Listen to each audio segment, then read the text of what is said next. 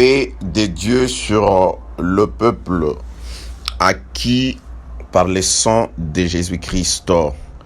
10 à 15 minutes d'exhortation. Je suis avec le frère Moïse dans son livre de Deutéronome chapitre 12. Je prends deux portions des Écritures. Le verset 8 et 9, il est écrit. Deutéronome 12, le verset 8, il est écrit. Vous n'agirez donc pas comme nous le faisons maintenant ici, où chacun fait ce qui lui semble bon. Verset 9, parce que vous n'êtes point encore arrivés dans le lieu de repos et dans l'héritage que l'Éternel, votre Dieu, vous donne. Donc, bien-aimés dans le Seigneur, nous allons juste passer quelques temps de repos dans les Écritures. Juste une petite exhortation. Comme promis, je prends encore un autre passage des Écritures. Je suis avec le frère Paul au Romains chapitre 6. Je vais prendre normalement deux versets et voilà. Je suis dans le livre de Romains chapitre 6, le verset 13, il est écrit: ne livrez pas vos membres au péché comme des instruments d'iniquité, mais donnez-vous vous-même à Dieu comme étant vivants des morts que vous étiez, et offrez à Dieu vos membres comme des instruments de justice. Je saute et le verset, j'arrive au 19, j'atterris au verset 19, Romains chapitre 6, le verset 19. Là, je viens de lire Romains chapitre 6, le verset 13. Je saute, j'arrive au verset 19e, il est écrit: je parle à la manière des hommes à cause de la faiblesse de votre chair. De même donc que vous avez livré vos membres comme esclaves à l'impureté et à l'iniquité pour arriver à l'iniquité, ainsi maintenant livrez vos membres comme esclaves à la justice pour arriver à la sainteté. Que la paix, la grâce et la miséricorde de notre Dieu soient avec vous. Je voudrais juste vous prendre un tout petit peu de temps pour vous exhorter. Voilà, bien-aimés dans le Seigneur, ici Dieu est en train de s'adresser à son peuple qu'il a racheté de l'Égypte, qu'il a fait sortir de l'esclavage, de la captivité en Égypte. Il les a conduits de l'Égypte, ils ont traversé la mer Rouge, ils sont entrés dans le désert. Et là, dans le désert, Dieu est en train de leur dire quelque chose qui peut sembler anodin, mais qui a de l'importance, qui aura de l'importance aujourd'hui par rapport à ce que Dieu veut nous dire à travers ce qu'il a dit hier à ce peuple. Parce que la Bible déclare, le frère Paul dit, tout ce qui leur est arrivé, ce que Dieu leur a dit, toutes ces choses-là ont été écrites pour notre instruction, à nous qui sommes parvenus à ces temps de la fin. Lui-même, le frère Paul définit les temps de la fin comme étant les temps où Dieu nous parle par Jésus-Christ. Donc, les temps de la fin commencent à la croix, selon que Jésus-Christ lui-même a dit, tout est accompli. Donc, dans la parole de Dieu, nous avons deux temps. Nous avons le temps du commencement avec le premier Adam et nous avons le temps de la fin avec le second et le dernier Adam, Jésus-Christ, qui commence à la croix. Donc, le temps de la fin, c'est ça, le temps de la grâce. Le frère Paul dit, ce que Dieu a dit à Israël ont été écrits. Ces choses-là ont été écrites, réservées normalement pour nous. Donc, c'est à nous que Dieu a préparé ces choses afin que par elles, nous puissions recevoir de l'instruction. Là, dans l'instruction, Dieu est en train de dire à ce peuple-là, voilà, lorsque vous entrerez dans le pays que je vous ai promis, vous n'agirez pas comme vous êtes en train d'agir ici au désert, où chacun fait ce que lui semble bon. C'est juste une petite exhortation. Donc là, Dieu donne une différence entre les agissements des hommes qui sont au désert et les agissements des hommes lorsqu'ils quitteront le désert et s'installeront dans les pays de la promesse que les Écritures appellent le repos. Il dit, lorsque vous êtes ici au désert, chacun fait ce qui lui semble bon. Donc, le peuple, avant d'entrer dans le repos, chacun agit comme lui semble bon. Il fait ce qu'il veut. Il répond à toutes ses envies. Il répond à toutes les exigences et demandes de la chair. La raison, selon Dieu, c'est parce que vous n'êtes encore qu'au désert et que vous n'êtes pas encore entré dans le repos. Or, avant d'accéder dans le repos, il y a une rivière qu'on appelle le fleuve Jourdain qui séparait le désert du repos. Donc, du côté du désert, le peuple pouvait agir comme bon lui semblait. Mais Dieu dit, lorsque vous entrerez dans le repos, vous n'agirez plus ainsi. Je m'en vais juste t'exhorter par rapport à ce que tu vis, par rapport à ce que tu dis. Bien-aimés, nous l'avons toujours dit, ce que nous disons de nous ne vaut pas plus que ce que nous faisons par nous-mêmes.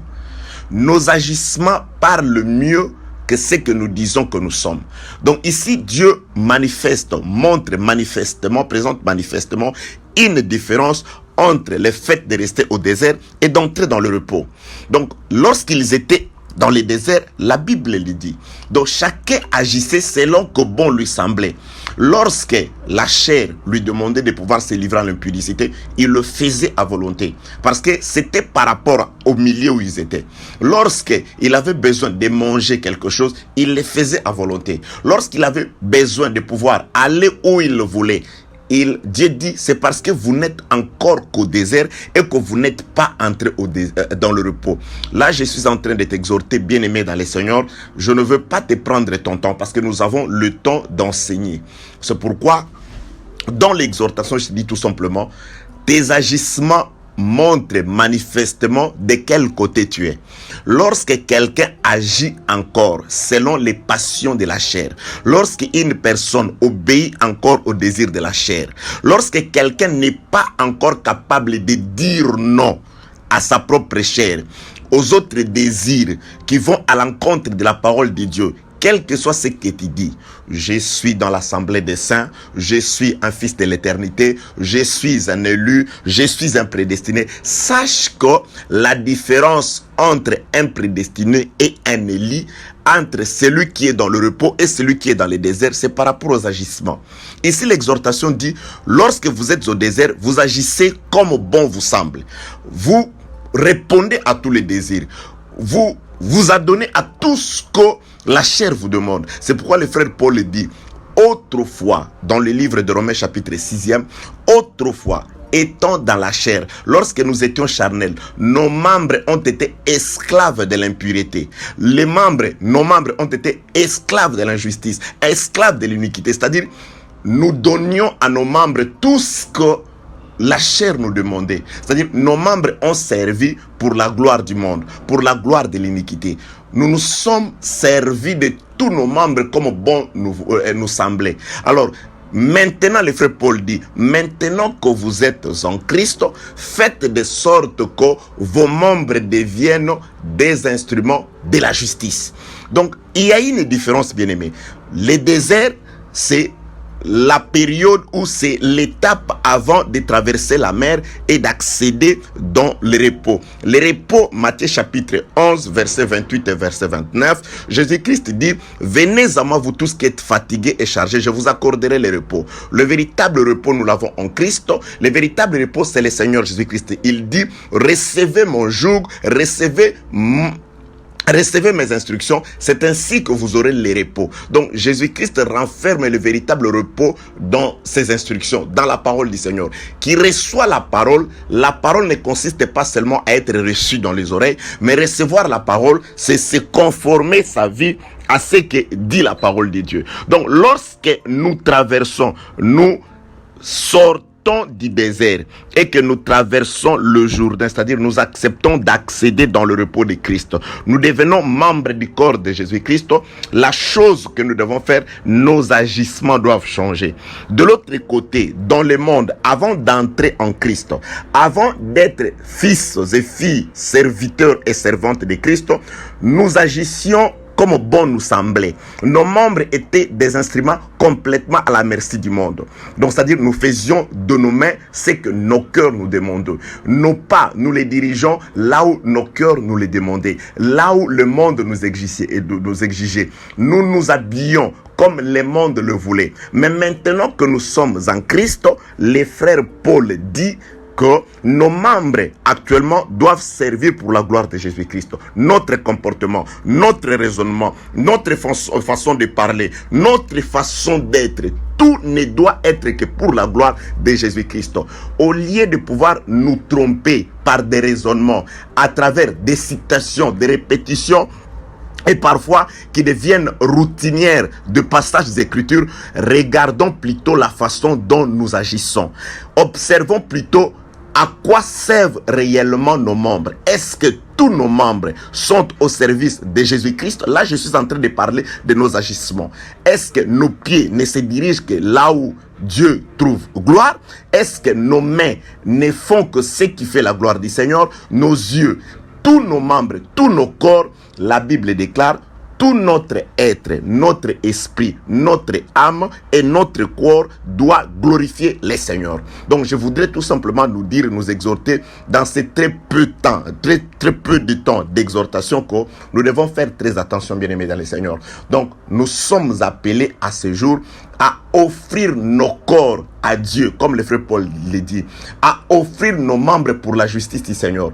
Que nos membres, que notre corps, que notre vie soit pour la gloire de notre Seigneur Jésus-Christ. Car il existe une différence entre celui qui est encore au désert et celui qui est entré dans le repos. La différence est que celui qui est au désert, il agit comme bon lui semble. Mais celui qui est entré dans le repos, c'est une personne qui n'agit plus. C'est une personne qui se laisse guider. Car il s'accomplit sur lui les paroles de notre Seigneur Jésus-Christ qui a dit: n'appelez personne sur la terre directeur, car Christ est le seul directeur de votre vie. Il se laisse diriger par le Seigneur. Il se laisse orienter par le Seigneur. Toute sa vie, tous ses membres sont désormais au service de la parole du Seigneur.